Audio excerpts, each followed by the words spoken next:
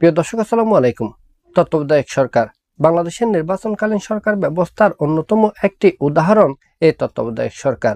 আমরা যদি স্বাধীনতোত্তর বাংলাদেশের নির্বাচনগুলোর দিকে তাকাই তাহলে দেখতে পাবো তত্ত্বাবধায়ক সরকারের অধীনে যতগুলো নির্বাচন অনুষ্ঠিত হয়েছে সবগুলো নির্বাচনই মোটামুটি গ্রহণযোগ্য হয়েছে, অবাধ এবং সুষ্ঠু নিরপেক্ষ হয়েছে। আবার অন্যদিকে দলীয় সরকারের অধীনে যতগুলো নির্বাচন অনুষ্ঠিত হয়েছে সবগুলো নির্বাচনই প্রশ্নবিদ্ধ হয়েছে।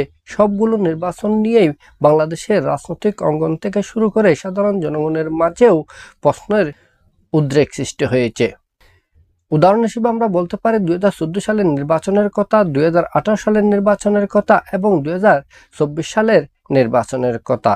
এই নির্বাচনগুলো দলীয় সরকারের অধীনেই অনুষ্ঠিত হয়েছে, কারণ বিগত আওয়ামী লীগ সরকার তত্ত্বাবধায়ক সরকার ব্যবস্থাকে বাতিল করে দিয়েছিল আদালতের রায়ের পরিপ্রেক্ষিতে।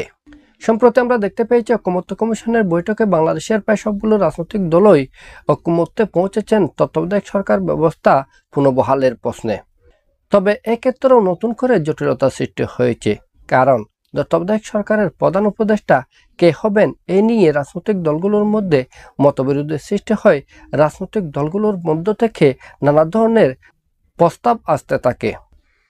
এই মতবিরোধ এবং নানা প্রস্তাবের কারণ হচ্ছে আমরা দেখেছি 2006 সালে তত্ত্বাবধায়ক সরকারের প্রধান কে হবেন এ নিয়ে রাজনৈতিক অঙ্গন উত্তপ্ত হয়েছিল। শেষ অবধি সেনা সমর্থিত তত্ত্বাবধায়ক সরকার গঠিত হয়েছিল, যার প্রধান ছিলেন ফখরুদ্দিন আহমেদ। আর তাই আমাদের সকলের প্রত্যাশা থাকবে বাংলাদেশের সবগুলো রাজনৈতিক দলই ঐকমত্যে পৌঁছাবেন তত্ত্বাবধায়ক সরকার ব্যবস্থার গঠন প্রণালী কি হবে এই বিষয়টি নিয়ে। কারণ এই বিষয়টি যদি বিতর্কের ঊর্ধ্বে না ওঠে তাহলে আগামী দিনে নির্বাচনকালীন সরকার এবং নির্বাচন নিয়ে নতুন করে আরও জটিলতার সৃষ্টি হবে।